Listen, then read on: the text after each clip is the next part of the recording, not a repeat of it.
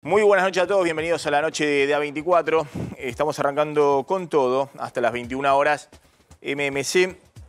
Quiero arrancar con este textual de Patricia Bullrich, ¿no? Porque todos están viendo que hay un problema muy delicado. Ahora van a ver los números de las reservas del Banco Central. Es obvio que en el Banco Central no hay un solo dólar, que hay una situación de parálisis muy grande de las importaciones en este momento. Esta semana se ha cerrado el cepo importador al máximo, básicamente para que el Banco Central recupere algunos dólares, porque los pagos que ha tenido que hacer en el día de ayer al FMI los ha hecho con préstamos de la Corporación Andina de Fomentos, con los yuanes. Hoy no pagó los intereses de 800 millones de dólares que tenía que pagar al FMI, tiene tiempo hasta el viernes, seguramente lo va a hacer con yuanes. Pero salió Patricia Bullrich con esta frase, ¿no? Que marca, si se quiere, una ignorancia grande respecto a cómo se maneja la economía, el Banco Central. Vamos a ver qué deja Massa. Lo primero que vamos a hacer es entrar con una cámara de televisión al Banco Central, dijo Patricia Bullrich, planteando, insisto, una ignorancia grande para una precandidata presidencial. De hecho, me parece que los economistas de Juntos por el Cambio, tanto del espacio Patricia Bullrich como los de Larreta, se agarran la cabeza cada vez que habla la candidata Patricia Bullrich.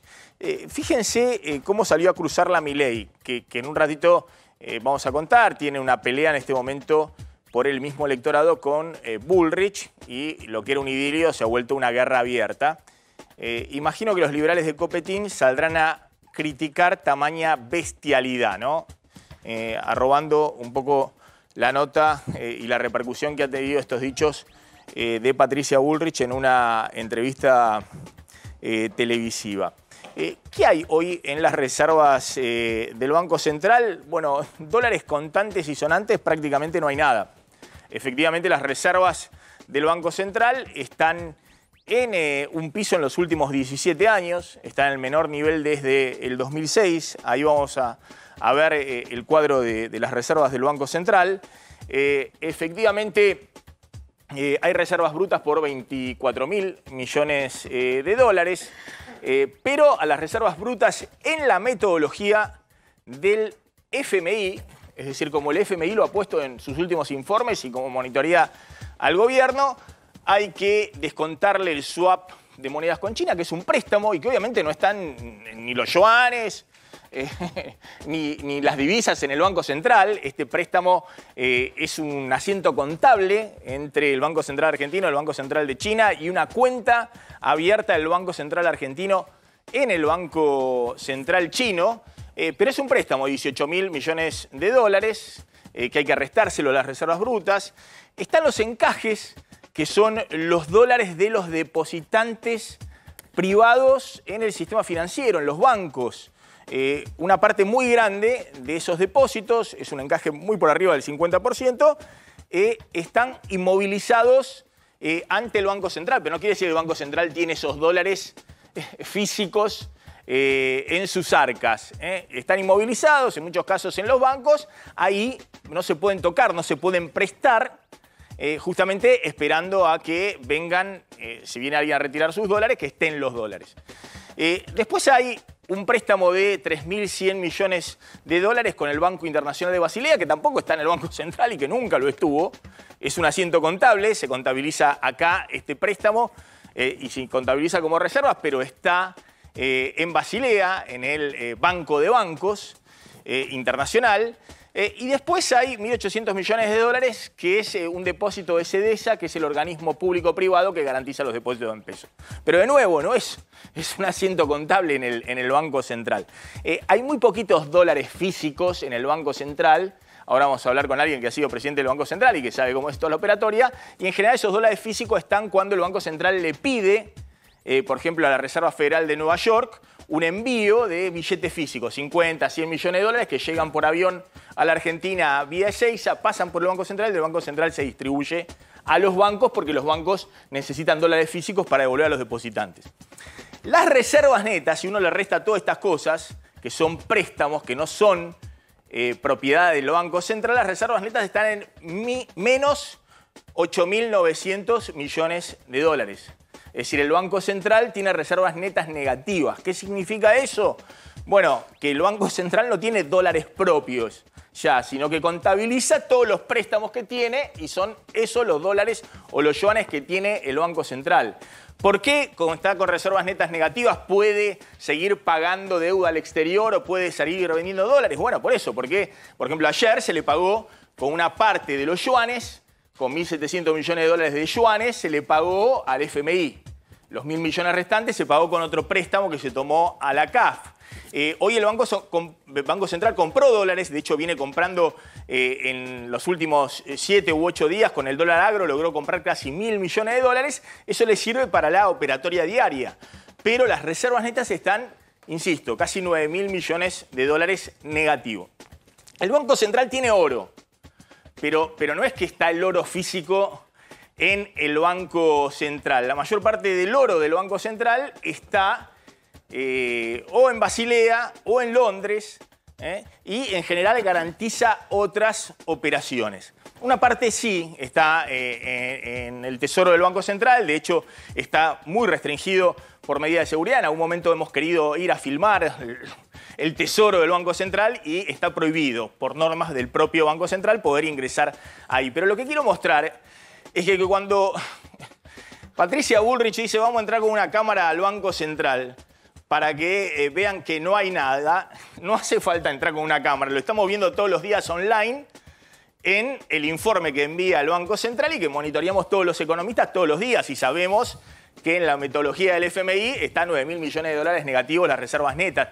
Aún si el Banco Central tuviera 50.000, 60.000 millones de dólares de reservas, no habría nada en el Banco Central, más que asientos contables, porque si el Banco Central tuviera reservas netas positivas, como ha tenido a fin del año pasado, ha tenido casi 10.000 millones de dólares positivo, ha tenido anteriormente 30.000 millones de dólares positivo, no lo va a dejar guardado en el Banco Central, como si fuera una caja de seguridad, porque el dólar pierde valor frente a la inflación. Lo que hace el Banco Central cuando tiene reservas netas positivas, las deposita en la Reserva de Nueva York y cobra un interés, o las deposita en el Banco de Basilea y cobra un interés, administra sus reservas, no tiene los billetes guardados. Pues Patricia Bullrich cree que va a entrar al Banco Central y si no encuentra billetes se hace un problema. Sus economistas obviamente se agarran la cabeza cada vez que hace declaraciones en términos económicos Patricia Bullrich, insisto, porque lo vemos todos los días en las planillas que informa el propio Banco Central y que monitorea también el FMI. Lo que sí ha pasado en el día de hoy, ahora vamos a hablarlo después de la tanda, es una dinámica en la cual empieza un nuevo mes y empiezan las remarcaciones de precios importantes, como venimos contando, en parte porque hay una expectativa todavía de devaluación grande hacia adelante, en parte porque los impuestos a las importaciones hacen que las empresas que usan insumos importados trasladen más precios al consumidor final, en parte porque el dólar agro de 340 pesos también empezó a presionar fuerte sobre los precios de la carne, el pollo, los huevos, que hasta ahora no venían aumentando, y subió el dólar blue hoy a 560 pesos. Que vamos a contar después de la tanda si es para que empiecen a sonar las alarmas o si la preocupación principal es lo que está pasando con los precios de la economía y el dólar blue simplemente se está acomodando a lo que está pasando con los precios de la economía. Tanda cortita y volvemos.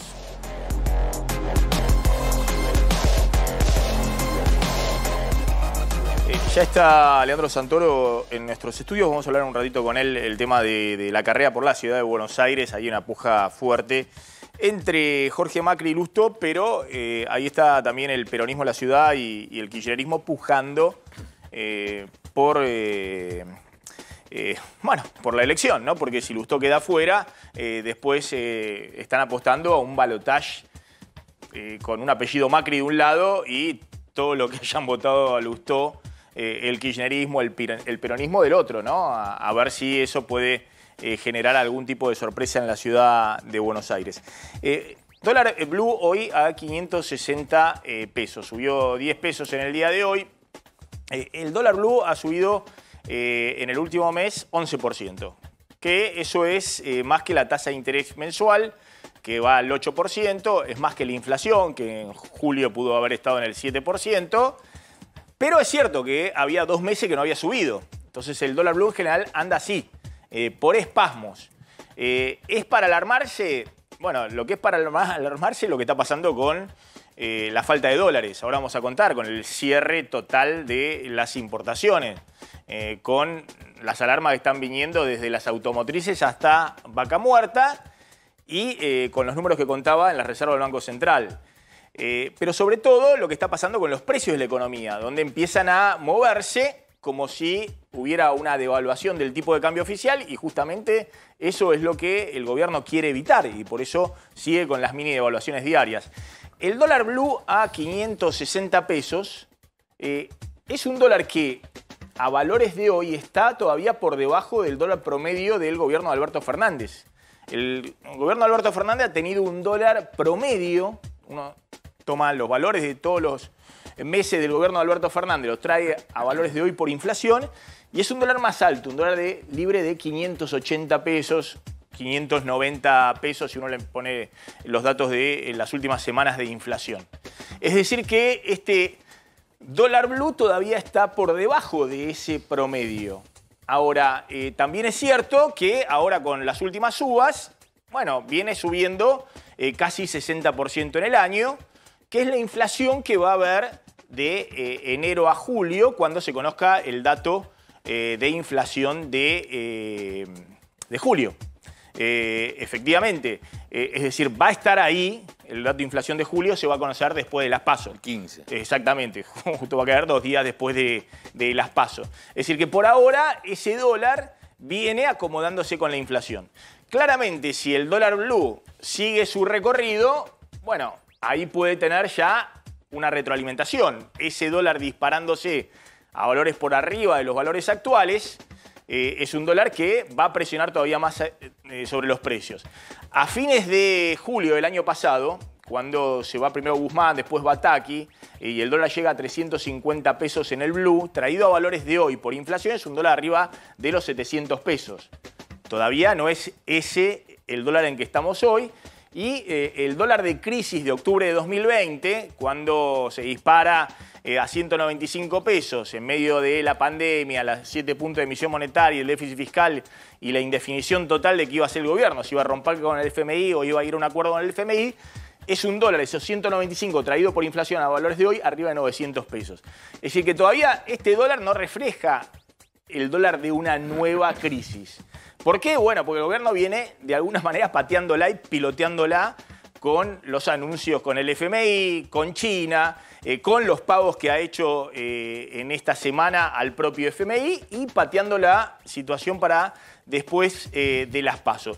De todas maneras, atención, porque si el dólar sigue moviéndose, no solamente el dólar blue, hoy estuvieron muy presionados también los dólares financieros que están por debajo de este valor y ahí interviene el gobierno, siguen moviéndose por arriba de la inflación y por arriba de la tasa de interés. Bueno, hay ahorristas en los bancos que dicen, pero ¿qué pasa acá? Yo estoy perdiendo frente al dólar y estoy perdiendo frente a la tasa de interés. Entonces, tarde o temprano el Banco Central va a tener que volver a subir la tasa de interés, como se lo expresó el FMI en el último comunicado.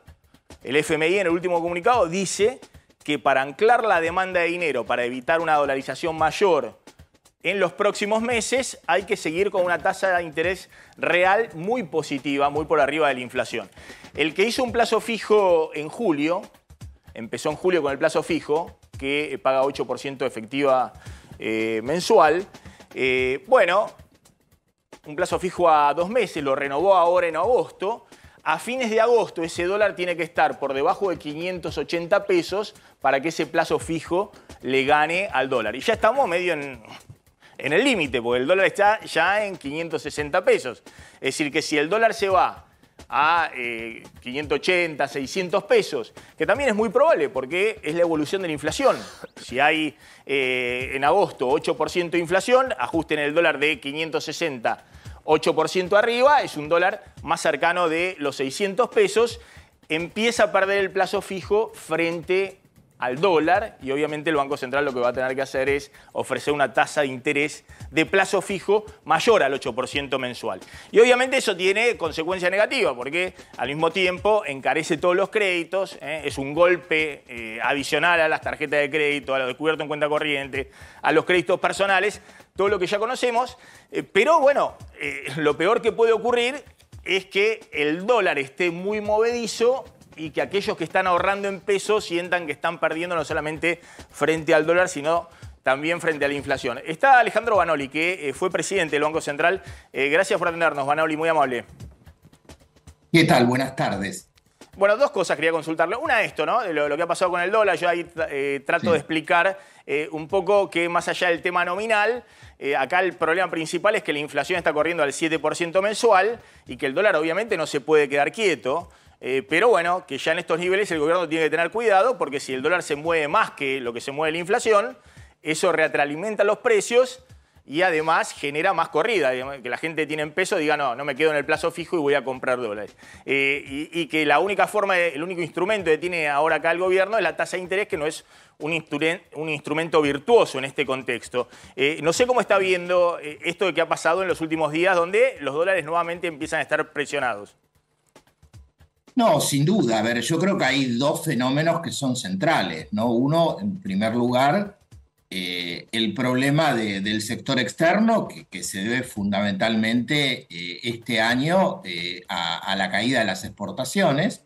Y por otro lado, la peor combinación es que esto se da en un año electoral y en un contexto donde hasta hace muy pocos días no estaba claro qué iba a pasar con el Fondo Monetario Internacional. Yo creo que con esta turbulencia y esta volatilidad vamos a continuar.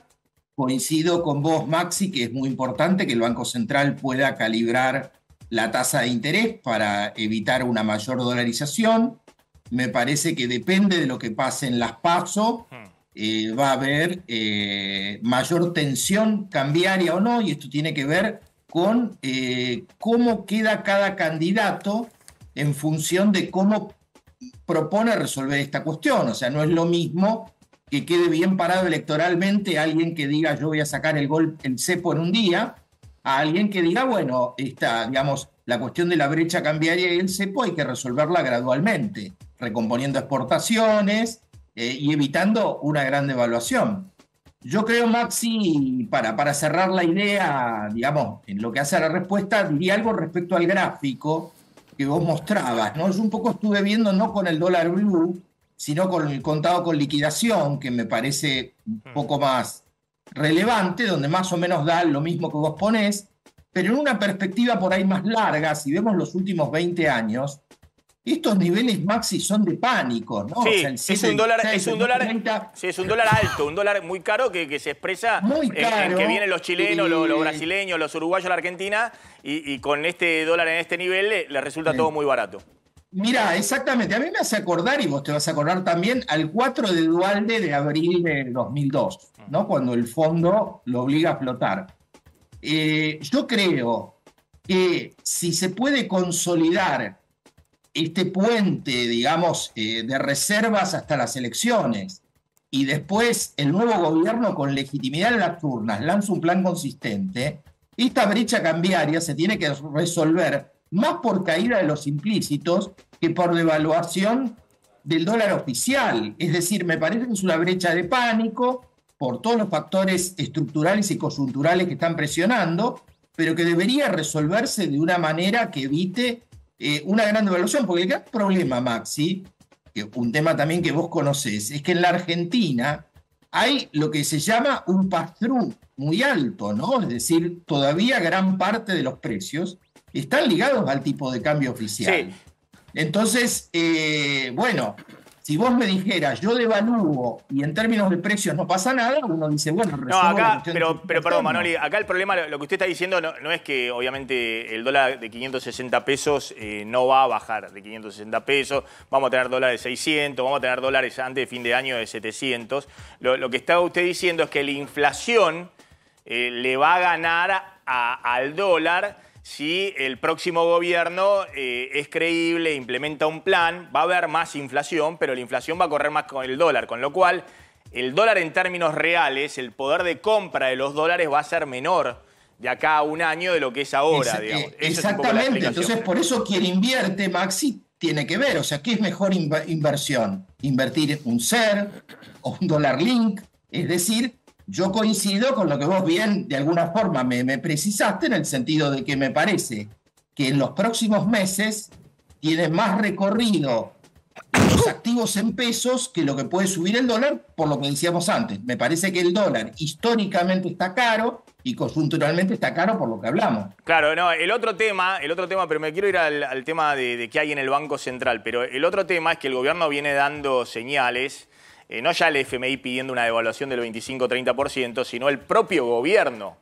devaluando sin devaluar, lo que se llama una devaluación fiscal, poniendo un dólar a 340 pesos para el agro, poniendo un dólar, no sé, a 290, 300 pesos para ciertas importaciones. Hay otras importaciones de servicio que se hacen a 330 pesos, es decir, más el oficial más el 30%, otras al 25%. Es decir, el propio gobierno está enviando la señal de que hay un dólar que está muy atrasado y que en algún momento alguien lo va a corregir, ya sea con una devaluación de una o con un nuevo paquete de impuestos y de medidas a las importaciones y de incentivo a las exportaciones, es decir, con dólares distintos, después las paso. No, y por eso, creo que en este contexto, Maxi, creo que también cuando uno piensa medidas económicas, y esto vos lo sabés bien, hay que ver mucho el contexto, ¿no? Me parece que en este contexto una devaluación lisa y llana de la moneda se iría a precios en este contexto, porque no podrías revertir las expectativas. Me parece que en este sentido evitar una devaluación sobre los alimentos, tocando los tipos de cambio diferenciales, no es lo ideal, pero creo que es lo menos malo en este contexto.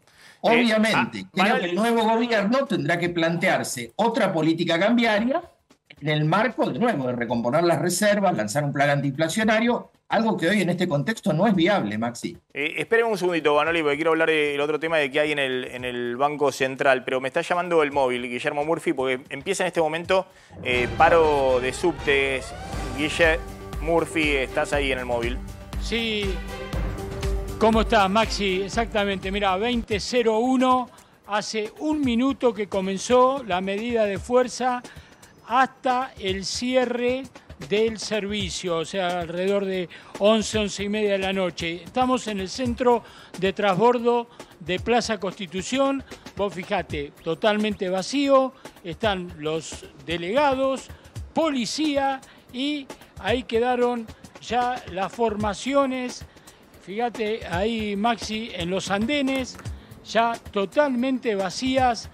No hay más subte en toda la ciudad de Buenos Aires desde las 20 hasta la hora de cierre. Y esta no es la primera medida de fuerza, porque ya se anuncia para pasado mañana otra que va a ser más virulenta, va a ser desde las 6 de la mañana hasta las 9, en pleno horario pico.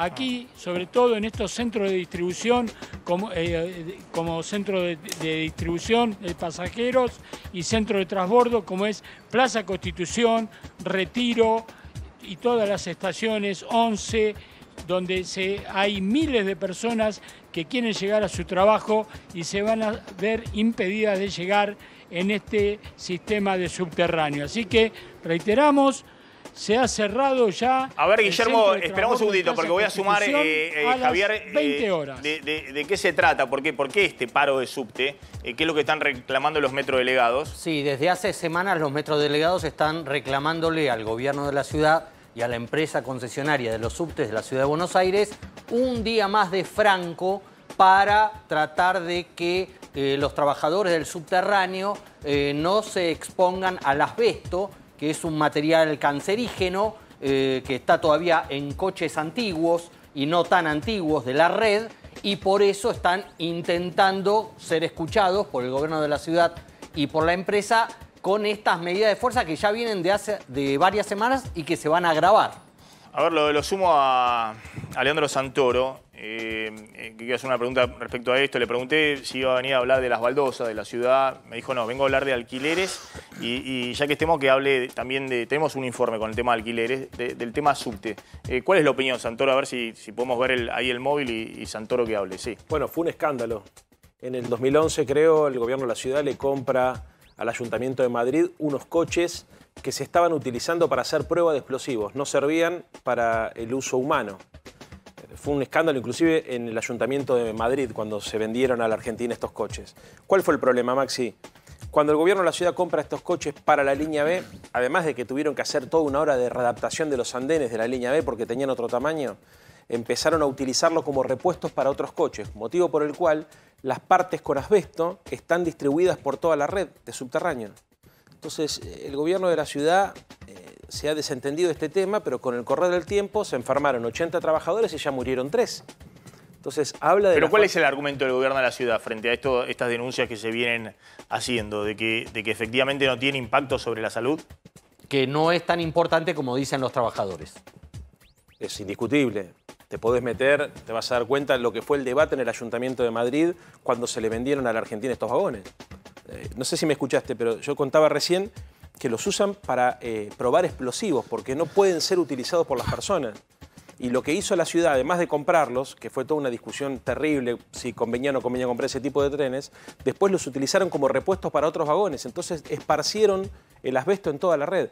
Si vos haces un viaje de 20 minutos, pero si vos trabajás allá adentro del subte, estás 6 días por semana, 6 horas por día, te imaginás que la exposición al asbesto te puede provocar una enfermedad mortal, como ya de hecho le provocó a 3 operarios del subte. Pero Leandro, la única manera es hacer paro y dejar a millones de porteños y bonaerenses sin poder usar los subtes. Perdón, ¿no está en el paro también el reclamo de la reducción de la jornada laboral? Es por eso, es por la exposición al asbesto. Ah, es eso. Entonces, ¿la reducción a cuánto sería? ¿Cuántas horas están? Un día menos sería en términos... ¿Y son jornadas de cuánto? De 6 horas. Imagínense que ustedes tuviesen que trabajar 6 horas en un estudio de televisión donde flotan filamentos de asbesto. ¿Qué les pasaría? Si les dicen a las autoridades del canal, che, ¿por qué no me cambian los muebles? ¿Por qué no cambian las partes del decorado? Porque nos podemos morir, y las autoridades del canal se hacen los sonsos y durante 10 años no le dan bola. Y resulta que un día viene un compañero, cualquiera de ustedes, un compañero del panel, y se enferma de cáncer y se muere. ¿Cómo reaccionarían ustedes?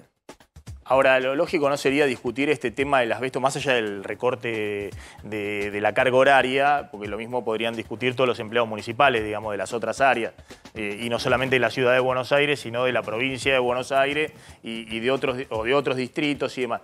¿No sería lo lógico discutir, bueno, qué se hace con este tema del que no hay asbesto? nada, acá no hay nada que discutir, Maxi. Hizo mal la red, en realidad los compra Macri cuando la red era jefe de gabinete, hizo mal en comprar esos vagones.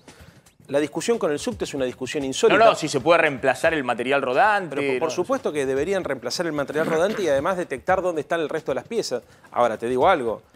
El concesionario que se ocupa de administrar el subte es Benito Rogio, ¿no? Que se declaró culpable de haber pagado coimas. Yo cuando era legislador porteño presenté una ley para pedirle a la ciudad que quite a los empresarios que se habían autoincriminado reconociendo que habían pagado coimas. ¿Coimas a quién había pagado Rogio?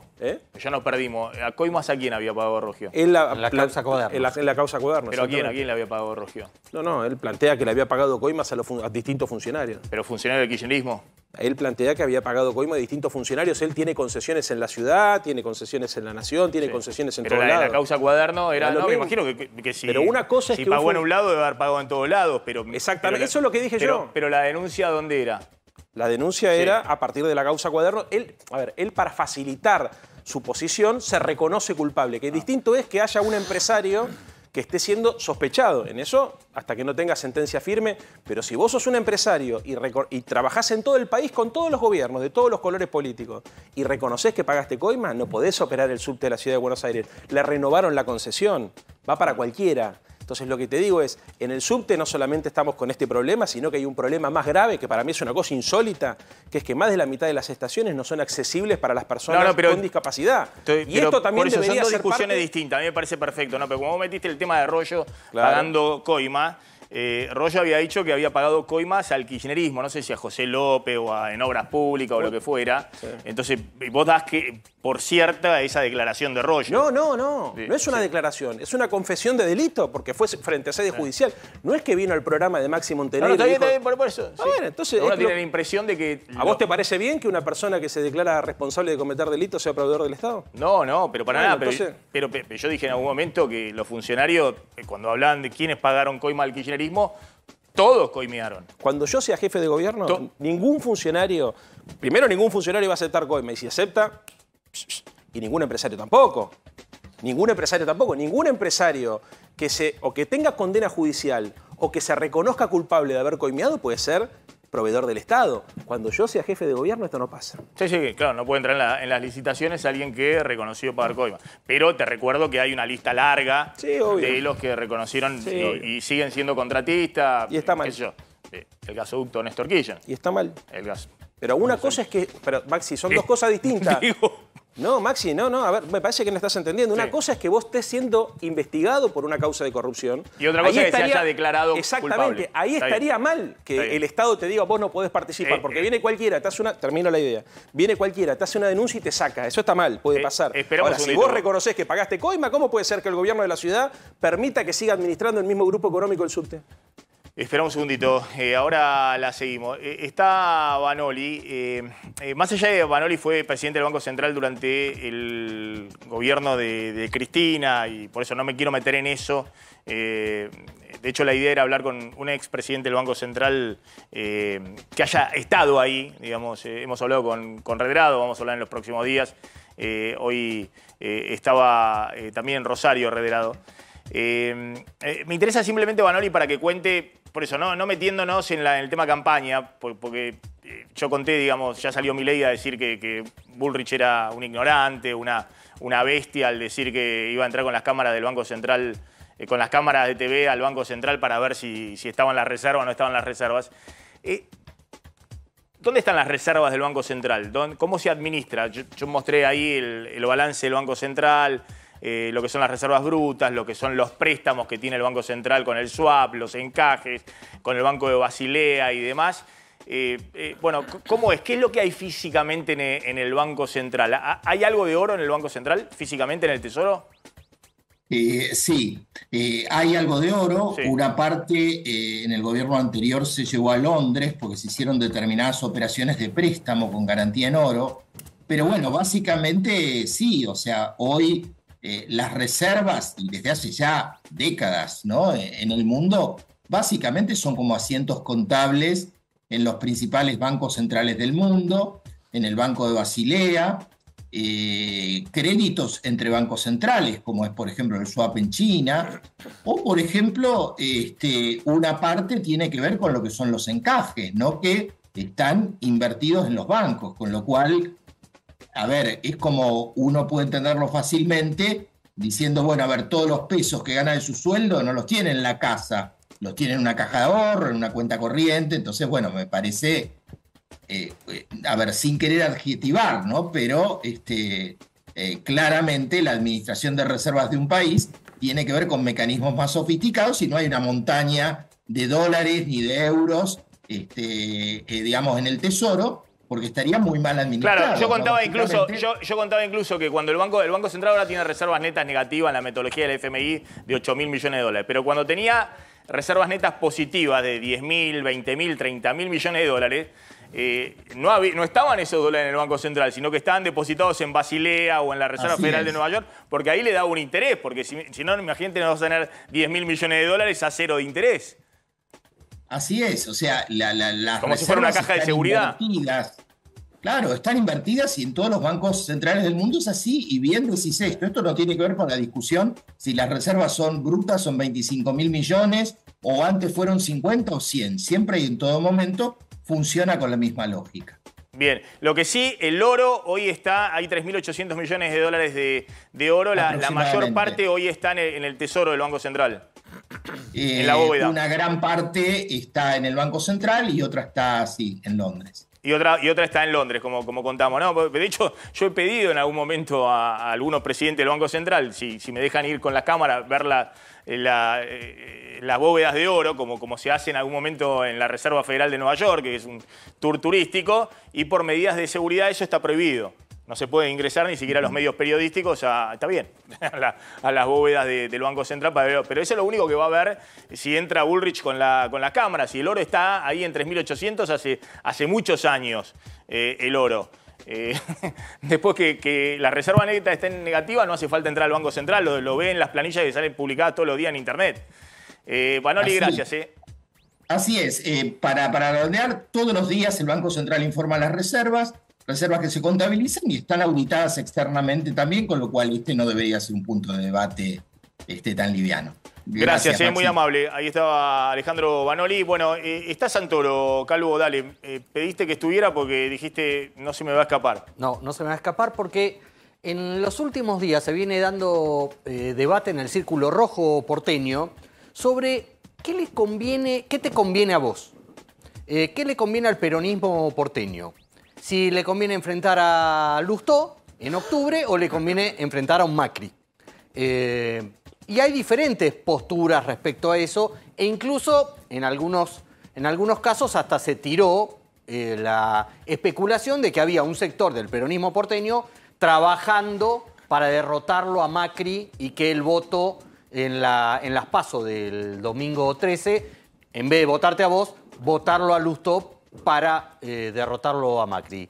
¿Vos qué mirada tenés sobre todo esto? La mirada es muy sencilla. La ciudad de Buenos Aires la gobierna un bloque de poder. No la gobierna solamente un partido político. Son las empresas concesionarias de servicios públicos, son las empresas que compran tierras públicas, son los grandes desarrolladores inmobiliarios que van al gobierno de la ciudad a pedir que le den excepciones urbanísticas, son los intereses del juego. La verdad que yo lo que estoy viendo desde hace mucho tiempo es que hay una pelea por a ver quién se queda con la caja de la ciudad, entre Jorge Macri y Martín Lustó, pero no veo una pelea de modelos hacia adentro de Juntos por el Cambio.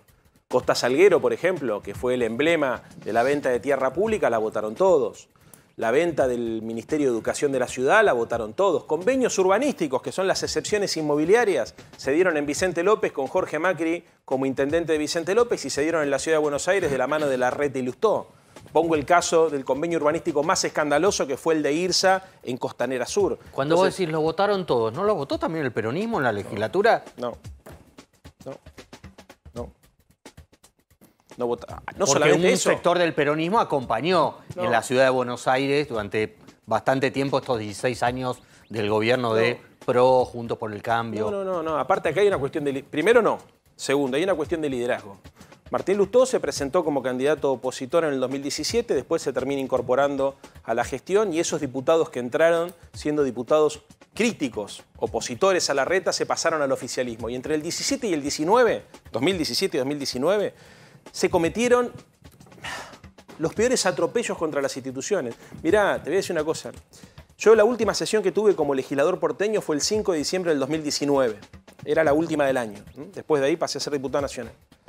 A las 6 de la tarde nos trajeron un montón de carpetas, era imposible de leer, pero 1,80 m de alto, para vender 100 inmuebles, donde había varios inmuebles importantes, y donde se autorizaba la venta para Costa Salguero. Ese periodo, entre el 17 y el 19, de mayorías especiales de 40 legisladores sobre 60, fue el que permitió hacer un montón de cambios, cambiar el código urbanístico, lo cambiaron 3 veces, en el 18, en el 19 y en el 20, que permitió este descontrol inmobiliario, vender tierra pública. Nosotros organizamos una defensa de Costa Salguero muy importante que significó que por primera vez en la historia se junten 53.000 firmas para pedir que se trate el proyecto que se discute en la legislatura si se iba a construir un parque público o si iba a ser un emprendimiento inmobiliario. Terminaron aceptando ese debate, pero votando en contra. Entonces, hay un esquema de negocios. Esto es lo importante entender. Y yo frente a ese esquema de negocio tengo muy claro qué es lo que represento. De un lado está el poder, del otro lado estoy yo. Te hago una pregunta. Si a vos, Alberto Fernández, que no sé si seguís siendo amigo de Alberto Fernández. Sí, hablo menos. Cuando te preguntan, ¿seguís siendo amigo? ¿Viste? Y uno dice, sí, ¿viste? Hablo menos, qué sé yo. Un amigo es amigo, más allá de que hable. De verdad, amigo, soy amigo. Aunque no hable, soy amigo. Bien. Si te dice... Lo que pasa es que, aclarémosle a la gente, viste que en política muchas veces amigo tiene una connotación partidaria o de afiliación. Pero amigo sigo siendo amigo. Bien, está bien que lo plantees así sin duda. Si te dice, Leandro, quiero darte una mano, quiero salir a recorrer los barrios con vos. Vos le decís, bueno, dale, vení, sumate, deja, no me ayudes. No, acá el candidato... que trato de resolverlo solo. ¿Entendés la pregunta? Sí, entiendo la chica. No, es una pregunta. Entiendo. Mira, en la ciudad de Buenos Aires, porque Larreta lo que hizo ayudar a Lustó, modificó el sistema electoral y hay un sistema concurrente. ¿Vos votás en la ciudad? No. Bueno, los que votan en la ciudad, cuando vayan el domingo 13 de agosto van a encontrar una boleta papel para votar cargos nacionales, donde se dirigen diputados nacionales, diputados del Parlasur y presidente de la Nación, y una máquina donde vas a tener que poner a qué candidato a jefe de gobierno vas a votar.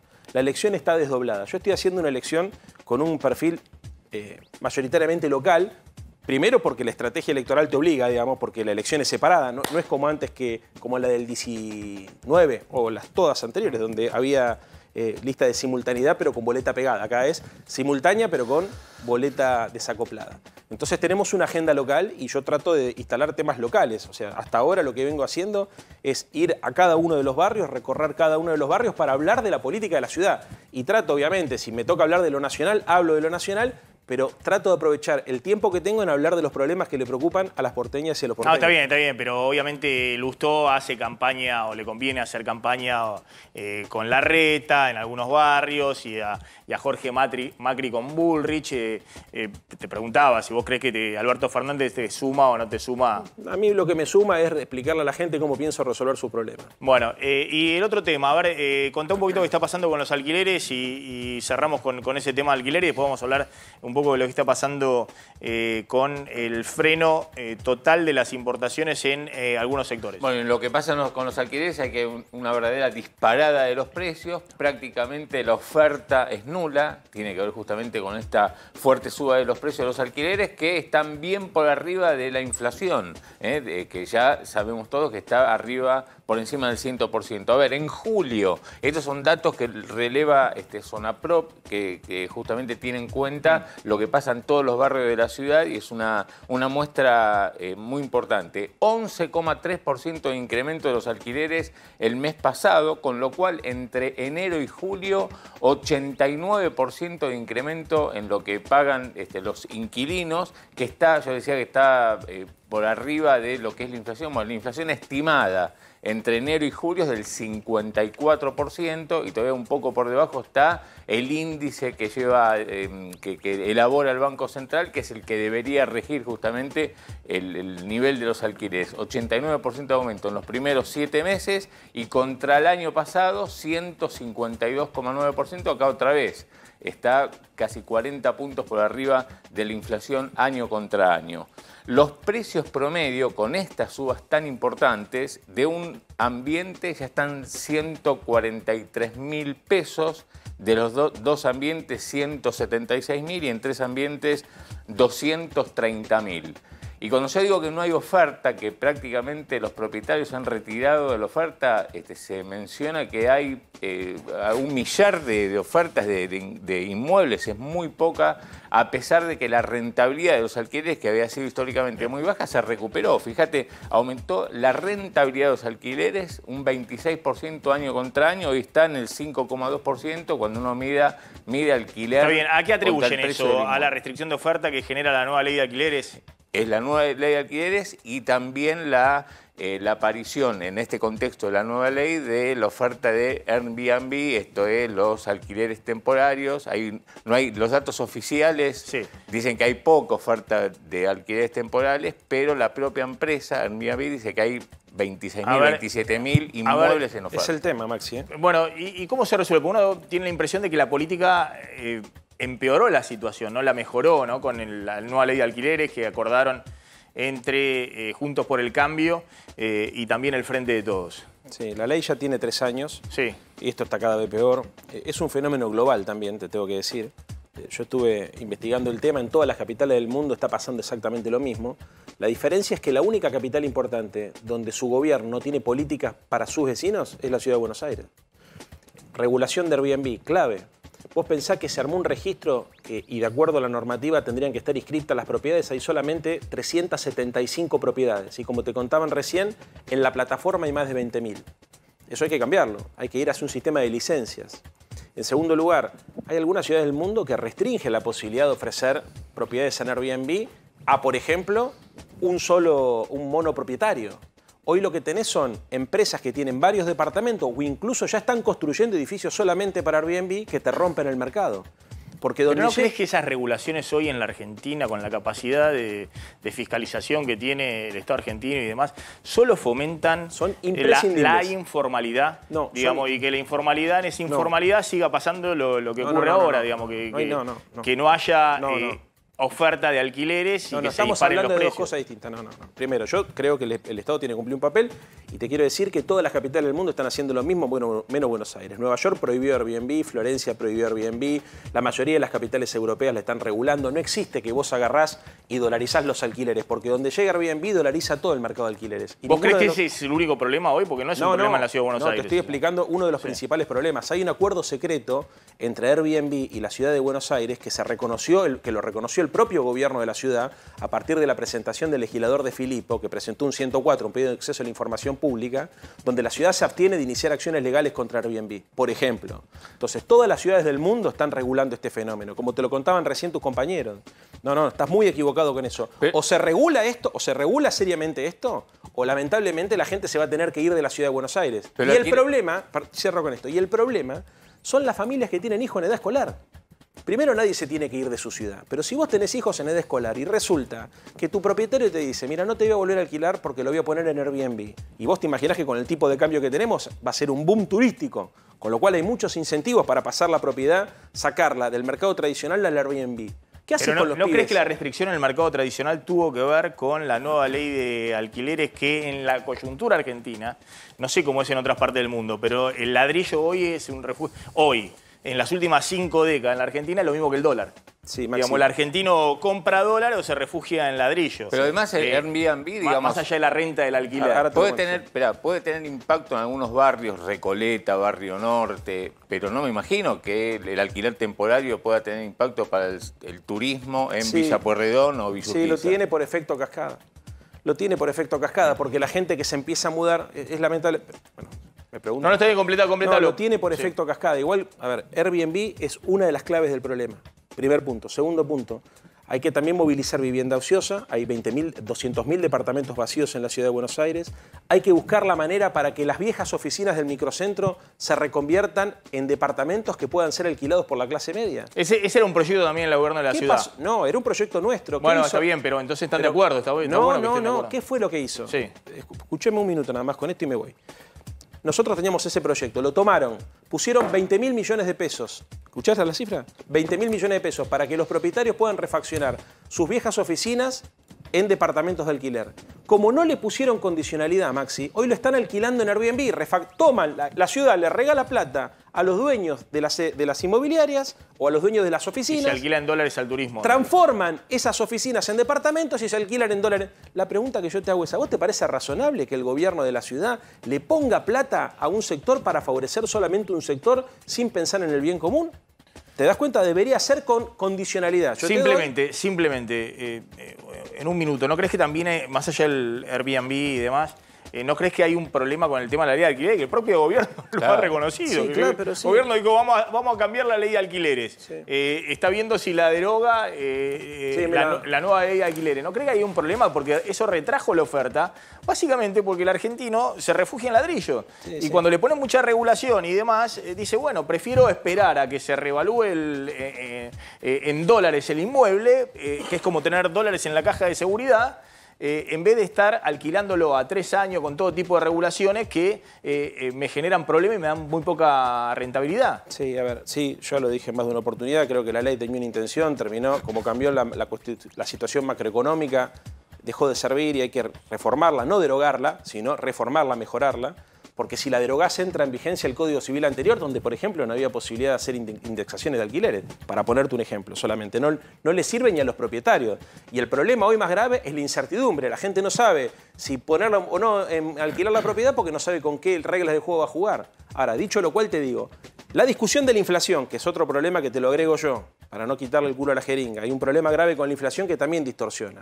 Y el problema de la ley de alquileres son temas nacionales. Yo quiero ser jefe de gobierno. Y como jefe de gobierno, la Ciudad de Buenos Aires tiene la responsabilidad de aplicar las mismas políticas que aplican las grandes capitales del mundo que tienen los mismos problemas que tenemos nosotros, Maxi. La diferencia es que acá se están haciendo los onzos, transfiriéndole la responsabilidad a lo nacional. El jefe de gobierno de esta ciudad tiene que instrumentar un conjunto, una batería de políticas para ayudar a los vecinos a que puedan alquilar y en muchas ciudades se logra. Así que esto es posible. Santoro, gracias. Muy amable. Vamos a ir a la tanda.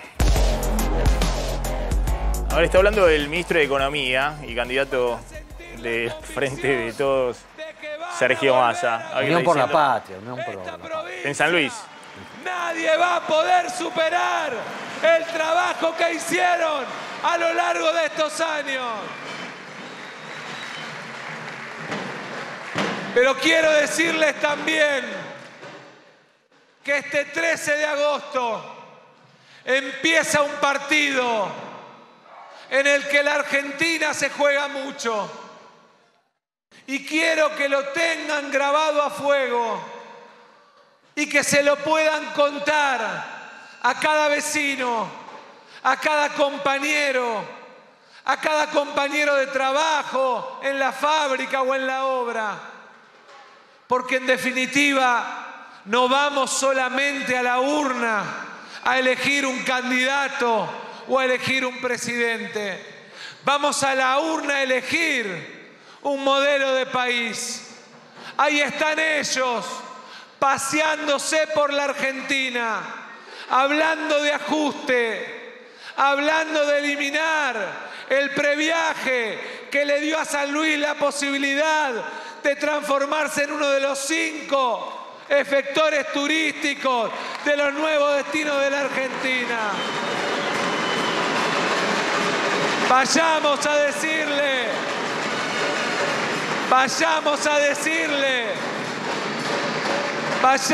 decirle a cada trabajador nuevo en la gastronomía y en el turismo que vaya a votar en defensa de ese modelo de desarrollo económico alrededor de una industria sin chimenea como es el turismo. Ahí están ellos, hablándole al país de que hay que recortar los medicamentos de los jubilados en el programa de reestructuración de PAMI. Vayan y díganle a cada abuelo, a cada abuela, que vamos a seguir adelante con la movilidad jubilatoria, que vamos a pagar el bono cada vez que no alcance, porque la inflación le gana a la jubilación, que vamos a defender el programa de medicamentos. Ahí están ellos, diciendo que van a recortar el subsidio de tasa en los créditos a las pymes. Vayan a ver a cada empresario pyme de la provincia.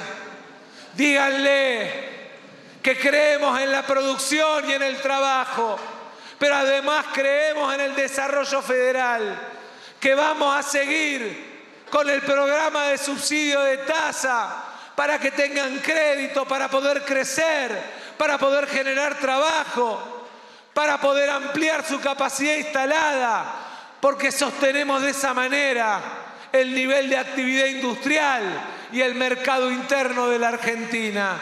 Ahí están ellos, diciendo que no hacen falta más universidades en la Argentina y que hay que recortar el sistema de becas Progresar. Vayan y díganle a cada pibe y a cada piba que vamos a defender las becas, que vamos a defender la universidad pública, gratuita, de calidad e inclusiva.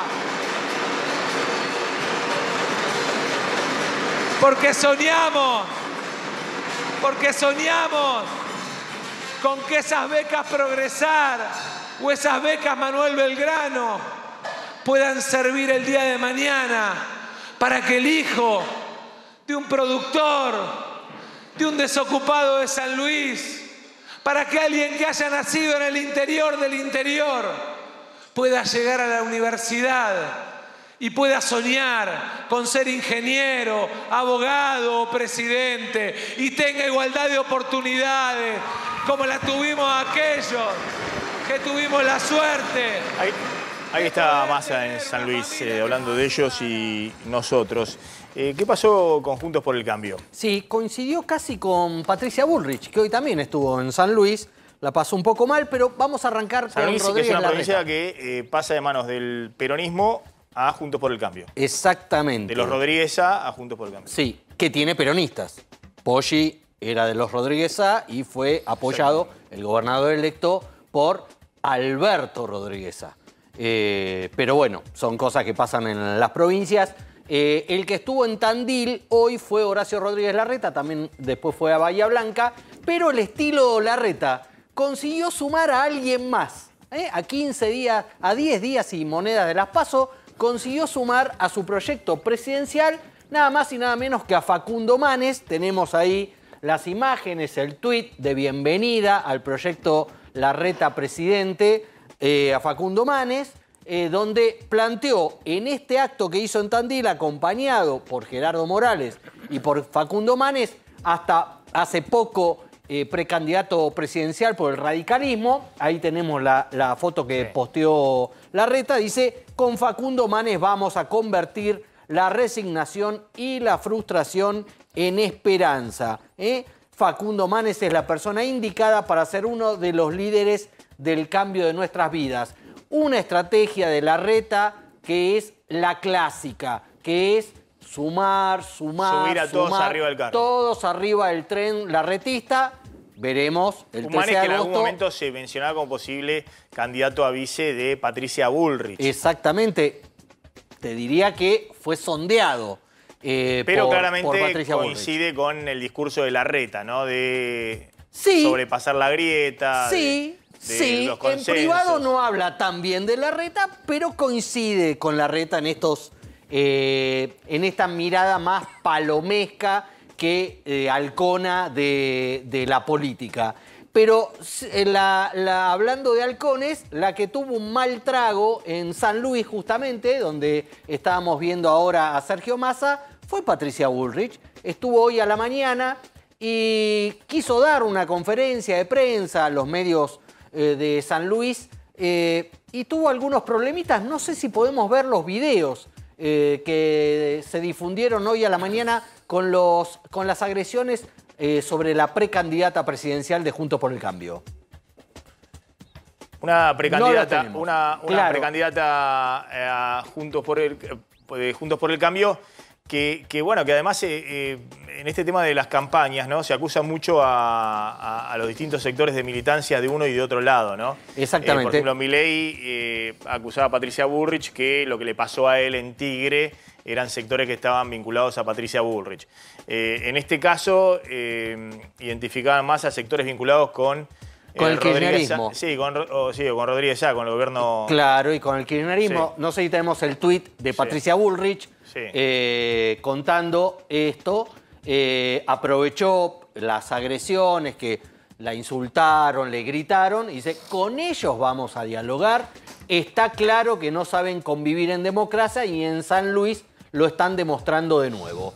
No le permitieron hacer la conferencia de prensa, le gritaron, la insultaron, y ella lo utilizó para, esta idea que tiene ella de que hay gente con la cual no se puede consensuar, con la cual no se puede dialogar. Sí, ese tipo de cosas a Patricia Bullrich le suma, digamos, pues muestra, digamos, del otro lado que está la intolerancia, que está... Exactamente. Lo que no le suma es,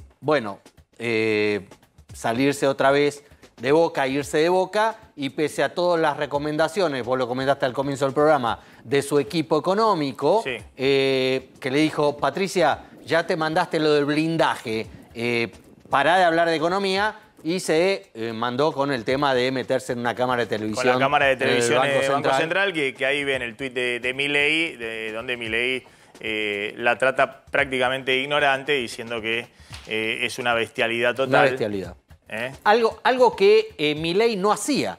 Milei empezó a ser muy crítico con Patricia Bullrich cuando empezó a ver que bajaban las encuestas. Y una campaña en su contra de sectores alentados por Patricia Bullrich. Según él, muchas de las agresiones y de las denuncias por venta de candidaturas tenían que ver con gente que estaba vinculada a Patricia Bullrich. Por eso el líder libertario le empieza a tirar con todo desde hace varias semanas, lo contamos acá, a Patricia Bullrich, y no así Bullrich a Milei, especulando con la posibilidad de que en algún caso puede requerir de esos votos. Está Adrián Sack en Estados Unidos porque hay una noticia importante vinculada a Donald Trump. Adrián, ¿qué tal? ¿Cómo estás? ¿Qué tal? Buenas tardes, noches, 8 menos cuarto de la noche en toda la costa este aquí. Y bueno, fue la noticia que se esperaba, pero no por eso deja de ser menos inquietante, que es que Donald Trump, el expresidente de los Estados Unidos, y candidato a volver a ser presidente de los Estados Unidos el año que viene, bueno, fue imputado por tercera vez por la justicia, en este caso en una investigación promovida por el Departamento de Justicia de los Estados Unidos, y en este caso fue por la insurrección del 6 de enero del año 2001. Recordemos la llamada o conocida en la Argentina como toma del Capitolio. Bueno, en este caso se le imputaron 4 cargos que son por defraudar a la patria, digamos, aquí a Estados Unidos, por obstruir e intentar obstruir un proceso judicial, en este caso un proceso reglamentario que era la investidura de Joe Biden, ¿no? La certificación del triunfo electoral. Y bueno, además el fiscal general Jack Smith fue muy duro con los términos acerca de que Trump buscó en todo momento mentir y por todos los medios tratar de retener el poder de manera ilegítima y de desestabilizar el funcionamiento de las instituciones democráticas, ¿no? Son figuras que aquí en los Estados Unidos parecían impensadas, pero que bueno, ahora a Trump le ponen un palo en la rueda en momentos, Maxi, sí, que está repuntando las encuestas. Bueno, Adrián, la verdad que muy fuerte lo que estás contando respecto a Trump, que además vos venías contando, ojo que está bien en las encuestas. Ojo que hay una alerta ahí en Estados Unidos, en los círculos del poder, incluso el Partido Republicano, porque Trump, cerrame con eso, viene bien en las encuestas, en la próxima carrera presidencial, y bueno, ahora ha salido la justicia con todo a acusarlo de querer revocar el resultado electoral de 2020. Sí, y tiene además otras posibles imputaciones. Pero, ¿qué pasa? Trump hasta ahora, que era lo que decían la mayoría de los medios y desde las encuestas, que él iba a ganar muy cómodamente la interna republicana, a Ron DeSantis, ¿no? Al republicano emergente, el gobernador de Florida, pero que iba a perder la elección general por una diferencia importante contra Joe Biden. Bueno, ya ahora, hoy en particular, varios medios, empezando por la cadena CNN, por el Washington Post, por NBC, que son medios que están siempre en contra de Donald Trump y van a tratar de buscar justamente ver dónde puede estar más débil y pegarle como pueden. Bueno, están diciendo que hay un empate técnico en 50% en una de las encuestas a nivel nacional entre votantes registrados con Joe Biden, y otra da un empate en 43 puntos. O sea, es la primera vez que estos grandes medios reconocen que Trump tiene grandes posibilidades de ganar la elección. Hasta ahora era un cadáver político. Pero bueno, vamos a ver qué pasa. Adrián, gracias, es muy amable. Ahí estaba Adrián Sack. Fíjense lo que está pasando con los precios de los colectivos, la tarifa de colectivo acá en el área metropolitana al resto del país, aún con el aumento dispuesto acá en el área metropolitana ahora a partir del día de hoy, ¿no? Para agosto. Claro, fue del 5,8%, pero en el resto del país el boleto en colectivo, el boleto mínimo en colectivo cuesta más del doble, por lo menos más del doble. Fíjate en Mar del Plata, 165 pesos, el mínimo para viajar en colectivo allí. En Bariloche, 158. En Bahía Blanca, 140 pesos, donde evidentemente el transporte público está menos subsidiado que acá en la ciudad de Buenos Aires o en el AMBA. En Rosario y en la ciudad de Santa Fe, 120 pesos. La próxima placa vemos que en Paraná, en Entre Ríos, 117. Salta 110, Córdoba 99 pesos, pero de acá a 2 semanas o 3 pasa a 120 pesos, ya está determinado. En Misiones 90 y fíjense en la ciudad de Buenos Aires. En la ciudad de Buenos Aires 53 pesos. Bueno, con lo cual obviamente aparte los recorridos en todas las ciudades que mencionamos son mucho más cortos que los recorridos acá en Ciudad de Buenos Aires. Es una discusión que quieren dar los gobernadores al próximo gobierno que surja a partir del 10 de diciembre. Y además estos son es el pasaje mínimo, o sea, hasta 3 kilómetros, pero después cuando si vos viajas 6 o 12 kilómetros, no cuesta mucho más, cuesta un 10% más de lo que estamos hablando. Bueno, atención, Cecilia, hay novedades en la causa esta que ha generado conmoción del asesinato de este empresario muy joven que fue asesinado en circunstancias terribles. Sí, las novedades es que, la última novedad es que dio negativo la pericia, dio negativo de sangre la pericia que se hizo sobre las manchas encontradas en la ropa de Nicole Chamorro, una mujer trans que fue detenida por la valija donde se encontraron los restos del empresario. Nicole está detenida por ser partícipe, está considerada como partícipe secundaria del homicidio.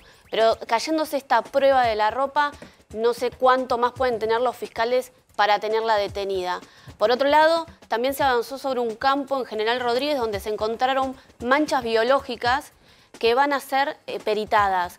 Ese campo de General Rodríguez es donde se vio por última vez al empresario y donde se activó su celular hasta que se apagó.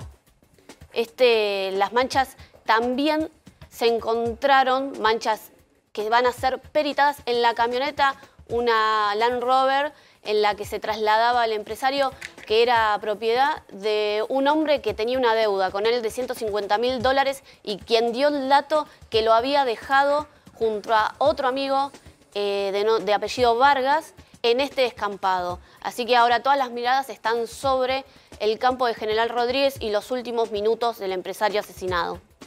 A ver, volviendo al tema económico, han aparecido en distintos medios, por ejemplo, locales de Neuquén, informaciones respecto a una situación muy delicada en Vaca Muerta, ¿no? Con comunicados de empresas que son proveedoras en Vaca Muerta, diciendo poco menos que Vaca Muerta está en jaque, paralizada por las trabas a las importaciones. Explicando que bueno, había equipos esenciales que estaban y que tenían que ingresar para seguir el tema de la explotación de Vaca Muerta y la exploración, y que por la escasez de dólares había frenos importantes a esas importaciones. Un grupo grande de empresas, algunas que emitieron comunicados y que han generado mucho ruido. No ha llegado mucho a nivel nacional esto, pero es primer señal de alarma. Si el gobierno está frenando Vaca Muerta, con el tema de importaciones, que tenía hasta ahora Canal Verde, digamos, porque es obviamente la gallina de los huevos de oro, la gallina de los huevos de dólares, es decir, va a futuro, algo está pasando. La otra alerta viene por el lado de la industria automotriz. Las terminales dicen que en el último mes, en julio, todo julio, no les autorizaron una sola cira de importación de autos en un mes entero. Y uno se pregunta, ¿cómo puede ocurrir esto? Si, por ejemplo, en el caso de las terminales tienen que pagar a 195 días, y uno tiene que pensar que si este gobierno está en plena campaña electoral y demás, tendría un incentivo grande a autorizar importaciones que después se van a pagar después de diciembre. Será problema del próximo gobierno. La sospecha es que el Fondo Monetario está metiendo mano, es decir, que hay una presión muy fuerte del FMI que no fue explicitada en el comunicado que emitió el fondo, en el cual no solamente dice que hay que seguir de cerca todas las medidas que se tomaron para encarecer importaciones, sino que también está haciendo una advertencia respecto a las aprobaciones de CIRA. Más allá de que en los últimos días, además, los bancos han operado con un mínimo de pago de importaciones, en un mínimo total, para que el Banco Central pueda recuperar algunos dólares propios, y efectivamente ha comprado en los últimos 7 días el Banco Central casi 1.000 millones de dólares, gracias a lo que se liquidó del dólar agro. Pero atención con este tema, porque es raro que un gobierno que quiere mantener el nivel de actividad y que en todo caso son las importaciones que autoriza hoy las que se van a pagar después de diciembre, o hay sectores que importan a 180, incluso a 210 días, como es el caso de las terminales automotrices, estén frenadas las CIRA. La única explicación posible, que va en contra incluso del propio deseo del gobierno de mantener nivel de actividad, es que el FMI está metiendo la mano. Es decir, que el FMI ha visto que se ha acumulado una deuda comercial con proveedores del exterior de más de 13.000 millones de dólares, y por eso la Argentina ha sostenido a nivel de importaciones, y empieza a decirle al gobierno, bueno, ustedes frenen esto y después de las PASO vemos cómo seguimos. según cómo quede el tipo de cambio, si va a haber nuevas medidas para impuestos y demás. Pero atención porque es un tema para seguir muy, muy de cerca. Dame una línea de lo que ha sido otro de los temas políticos marginales en el día de hoy, pero con mucho picante, mucho pimiento dentro del oficialismo, ¿no? Que es el tema soberanos, vudú y la candidatura de Unión por la Patria. Sí, soberanos, soberanes, no sé, es con X. No sé cómo se pronuncia. No sabemos cómo se pronuncia, es con X, soberán, no sé. Un grupo ultra kirchnerista. Alicia Castro. Alicia Castro y algunos más que venían protestando de alguna manera por el acercamiento, el acuerdo de Sergio Massa con el Fondo Monetario, ya en su momento el acuerdo que había hecho el anterior ministro, pero ahora se pudrió todo cuando quien empezó a defender el acuerdo con el fondo y empezó a defender lo que estaba haciendo Sergio Massa era uno de sus miembros, nada más y nada menos que Amado Vudú. Vudú había hecho campaña el año pasado con esta agrupación Soberanex o Soberanos de Alicia Kirchner, Alicia Castro y Amado Vudú había hecho campaña en contra del acuerdo con el fondo, en contra de la aprobación en el Congreso del acuerdo con el fondo en marzo del año pasado. Exactamente. Y lo que terminó de desatar la ira fue que Vudú este fin de semana decidió, en un programa radial que tiene, irle a los talones a Juan Grabois y a la economía popular que practican muchos movimientos sociales, diciendo eso no es peronismo. Justamente el peronismo alienta todo lo contrario, no la economía popular, sino la economía que permite el ascenso social. ¿Para qué? Le fueron encima a Vudú, ya calentitos con que defendiera Massa, ahora encima criticaba la economía popular y decidieron formalmente expulsar a Amado Vudú de Soberanes, con lo cual una interna más dentro de ese amplio espacio que es el ex Frente de Todos, Unión por la Patria, etcétera, etcétera, en donde sospechamos que esta gente de Soberanes va a votar por Juan Grabois en la PASO del 13 de agosto. Bien, hoy el Banco Central compró 74 millones de dólares. 75 millones de dólares, pero vendió $1 millón en yuanes, con lo cual, bueno, arrancó el mes con 74 millones de dólares, hubo liquidación y del lleva dólar acumulado en las últimas 7 jornadas 980 millones de dólares de compra, en base a lo que decíamos, mucho ingreso del dólar agro a 340 pesos. Hoy entraron 144 millones. Y mucho freno a pago de importaciones, y eso le está permitiendo al Banco Central recomponer un poquito de dólares, pues son los únicos dólares. El FMI no va a enviar un solo dólar fresco, son los únicos dólares para tirar durante el mes de agosto. Nos estamos retirando, se quedan con Trebuch en el aire de A24, nosotros nos reencontramos mañana. Chau, chau, pasen la vida.